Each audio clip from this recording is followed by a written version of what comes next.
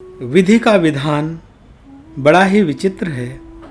कभी कभी एक ही माता के उदर से उत्पन्न हुए दो भाई परस्पर में शत्रु भाव का बर्ताव करते हुए देखे गए हैं। बलि सुग्रीव, रावण विभीषण, कर्ण अर्जुन आदि भाई ही तो थे, किंतु वे परस्पर एक दूसरे की मृत्यु का कारण बने।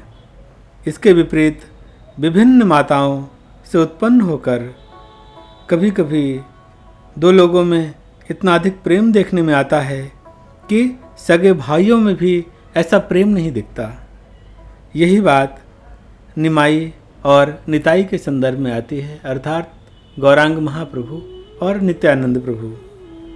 महाप्रभु गौरांग का जन्म गौड़ देश के सुप्रसिद्ध नदिया नामक नगर में हुआ। इनके पिता सिलहट निवासी मिश्र ब्राह्मण थे। माता नवद्वीप के सुप्रसिद्ध पंडित नीलांबर चक्रवर्ती की पुत्री थीं। वे स्वयं दो भाई थे। बड़े भाई विश्वरूप इन्हें 5 वर्ष की अवस्था में छोड़कर सदा के लिए चले गए थे। अपने माता पिता के यही एकमात्र पुत्र थे। श्री नित्यानंद जी का जन्म राढ़ देश में हुआ था। इनके माता पिता राढ़ श्रेणी के ब्राह्मण थे। वे अपने सभी भाइयों में बड़े थे, किंतु इनके छोटे भाइयों का कोई नाम भी नहीं जानता। वे कौन थे, कितने थे, ये गौरांग के बड़े भाई के नाम से प्रसिद्ध हुए और गौर भक्तों के संकीर्तन में गौर से पहले निताई का नाम आता है। निताई गौरा हरि बोल, हरि बोल। तो पहले निताई फिर गौर। और नित्यानंद प्रभु का जन्म बीरभूम जिले के एक चाका नाम के एक छोटे से गांव में हुआ था। इनके गांव से थोड़ी दूर पर मोड़ेश्वर नाम का एक बहुत प्रसिद्ध शिवलिंग था। नित्यानंद के पिता हड़ाई ओझा और माता का नाम पद्मावती देवी था। ये दोनों ओझा दंपति विष्णु के भक्त थे। यदि वे इतने परम भागवत और सद्वैष्णव नहीं होते तो उनके घर में नित्यानंद जैसे महापुरुष का जन्म कैसे होता। हड़ाई पंडित वैष्णव होते हुए भी नित्य प्रति मोड़ेश्वर में जाकर के बड़ी भक्तिभाव से शिव जी की पूजा करते थे। हड़ाई पंडित के वंश में सदा से पुरोहित की वृत्ति चली आई थी, इसलिए वो थोड़ी बहुत पुरोहिती कर लेते थे। घर में खाने पीने की कोई कमी नहीं थी, किंतु इनका घर संतान के बिना सूना था, इसलिए ओझा दंपति को यही एक बड़ा दुख था। एक दिन पद्मावती देवी को स्वप्न में प्रतीत हुआ कि कोई महापुरुष कह रहे हैं कि देवी, तुम्हारे गर्भ से एक ऐसे महापुरुष का जन्म होगा जिनके द्वारा संपूर्ण देश में श्री कृष्ण संकीर्तन का प्रचार होगा और वे जगन्मान्य महाप्रभु समझे जाएंगे। प्रायः देखा गया है कि सात्विक प्रकृति वाले पुरुषों को शुद्ध भाव से शयन करने पर रात्रि के अंत में जो स्वप्न दिखते हैं वे सच्चे ही होते हैं। भाग्यवती पद्मावती देवी का भी स्वप्न सच्चा हुआ और पद्मावती देवी के गर्भ से एक पुत्र रत्न उत्पन्न हुआ। पुत्र का नाम रखा गया नित्यानंद। आगे चल करके ये नित्यानंद प्रभु अथवा निताई के नाम से गौर भक्तों में बलराम के समान पूजे गए और प्रसिद्ध हुए। बालक नित्यानंद देखने में बड़े ही सुंदर थे। इनका शरीर इकहरा और लावण्यमय था। चेहरे में कांति प्रकट होती थी। गौर वर्ण था। आंखें बड़ी बड़ी और सुहावनी थीं। इनकी बुद्धि बालकाल से ही बड़ी तीक्ष्ण थी। 5 वर्ष की अवस्था में इनका विद्यारंभ संस्कार कराया गया। विद्यारंभ संस्कार होते ही ये खूब मनोयोग के साथ अध्ययन करने लगे। थोड़े ही समय में इन्हें संस्कृत साहित्य तथा व्याकरण का अच्छा ज्ञान हो गया। वे पाठशाला में समय से पढ़ने तो जाते, लेकिन शेष समय में बालकों के साथ खूब खेलकूद करते। इनके खेल अन्य साधारण प्राकृतिक बालकों की भांति नहीं होते थे। ये बालकों को साथ लेकर छोटी सी उम्र में श्री कृष्ण लीलाओं का अभिनय किया करते। किसी बालक को श्री कृष्ण बना देते, किसी को ग्वालपाल, और आप स्वयं बलराम बन जाते। कभी गौचारण लीला करते, कभी पुलिन भोजन का अभिनय करते, कभी मथुरा गमन की लीला बालकों से कराते। इन्हें ये लीलाएं किसने सिखा दी और इन्होंने इसकी शिक्षा कहाँ से पाई, इसका किसी को कुछ भी पता नहीं चलता। ये सभी शास्त्रीय लीला ही किया करते थे। कभी कभी आप रामायण की लीलाओं को बालकों से कराते, किसी को राम बना देते, किसी को भरत शत्रुघ्न और आप स्वयं लक्ष्मण बन जाते। शेष बालकों को नौकर चाकर तथा रीछ वानर बनाकर भिन्न भिन्न स्थानों की लीलाओं को करते। कभी तो वनगमन का अभिनय करते, कभी चित्रकूट का भाव दर्शाते। एक बार आप स्वयं लक्ष्मण बनकर मेघनाद की शक्ति से बेहोश होकर गिर पड़े। एक लड़के को हनुमान बनकर संजीवनी लाने का कार्य था। वह लड़का छोटा था, इन्होंने जैसा बताया था वह भूल गया। बहुत देर तक ये बेहोश ही पड़े रहे। सचमुच लोगों ने देखा कि इनकी नाड़ी बहुत ही धीरे धीरे चल रही है। बहुत जगाने पर भी ये नहीं उठते। इनकी सूचना उनके पिता को जाकर दी गई। पिता यह सुनकर दौड़े आए और उन्होंने भी आकर इन्हें जगाया, किंतु तो भी ये नहीं जगे। तब तो पिता को बड़ा भारी दुख हुआ। जो बालक इनके पास राम रूप में बैठा रुदन कर रहा था, उसे याद आया और उसने हनुमान बनने वाले लड़के को बुलाया। जब हनुमान जी संजीवनी लेकर आए और उन्हें वह सुंघाई गई, तब इनकी मूर्छा भंग हो गई। इस प्रकार ये बाल्यकाल से ही भांति भांति की शास्त्रीय लीलाओं का अभिनय किया करते थे। पढ़ने लिखने में ये अपने सभी साथियों में सर्वश्रेष्ठ समझे जाते थे।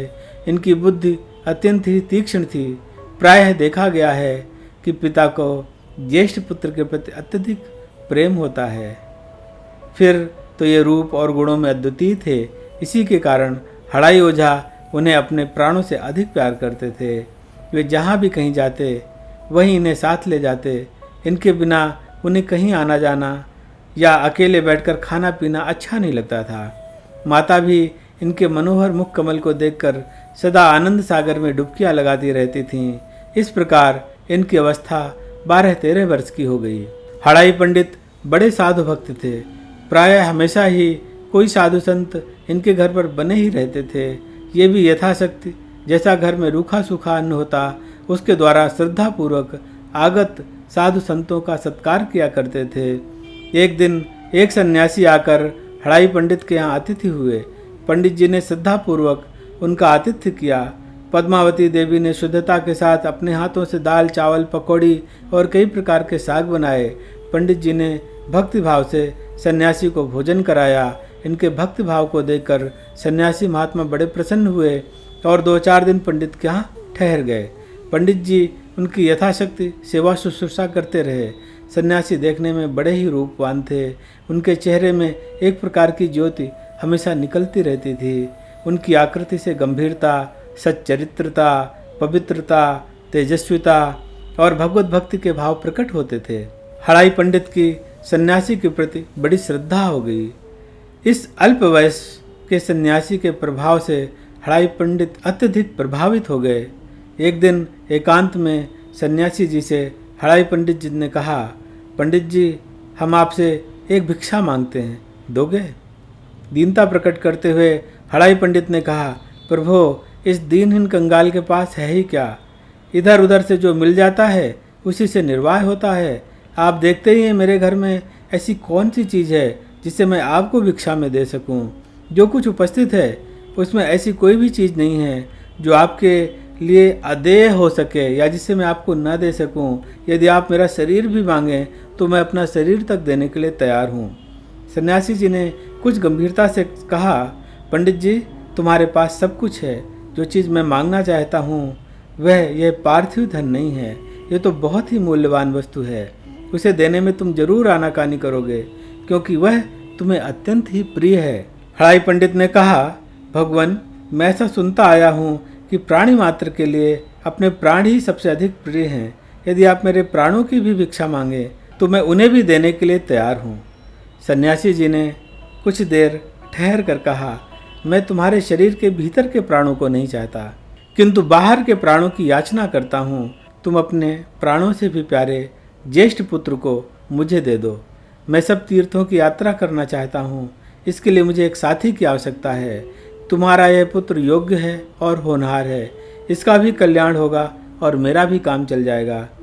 सन्यासी जी की इस बात को सुनकर हड़ाई पंडित शून्य पड़ गए।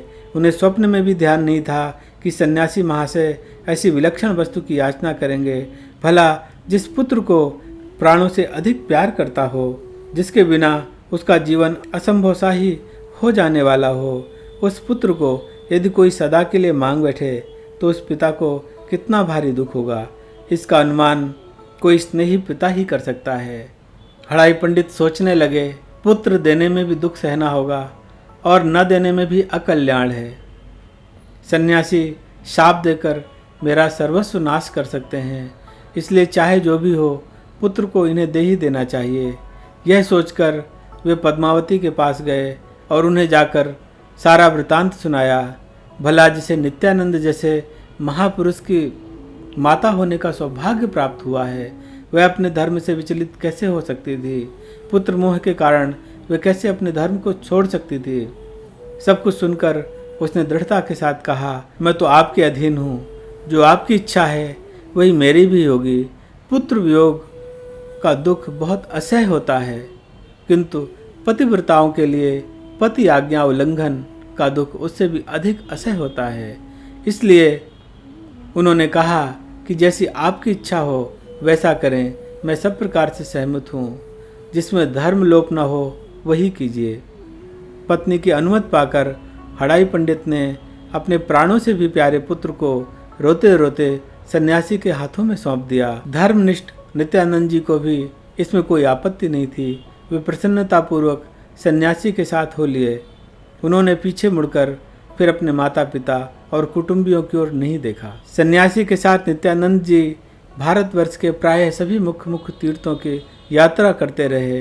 वे गया, काशी, प्रयाग, मथुरा, द्वारका, बद्रीनाथ, केदारनाथ, गंगोत्री, यमुनोत्री, रंगनाथ, सेतुबंध, रामेश्वर, जगन्नाथपुरी आदि तीर्थों में गए। इसी तीर्थ यात्रा भ्रमण में इनका श्रीमन माधवेंद्रपुरी के साथ साक्षात्कार हुआ और उनके द्वारा श्री कृष्ण भक्ति प्राप्त करके ये प्रेम में विह्वल हो गए। उनसे विदा होकर ये ब्रज में आए। इनके साथ के सन्यासी कहाँ रह गए, इसका कोई ठीक ठीक पता नहीं चलता। ब्रज में आने पर इन्हें पता चला नवद्वीप में गौरचंद उदय होकर अपनी सुशीतल किरणों से दोनों ही पक्षों में निरंतर मोह ज्वाला से झुलसते हुए संसारी प्राणियों को अपने श्री कृष्ण संकीर्तन रूपी अमृत से शीतलता प्रदान कर रहे हैं। इनका मन स्वतः ही श्री गौरचंद के आलोक में पहुंचने के लिए हिलोरे मारने लगा। अब ये अधिक समय तक ब्रज में नहीं रह सके और प्रयाग, काशी होते हुए सीधे नवद्वीप पहुंच गए। तो किस तरीके से नित्यानंद जी महाप्रभु से मिलते हैं, इसका वर्णन हम आपसे आगे लेंगे। जय गौ माता, जय गोपाल।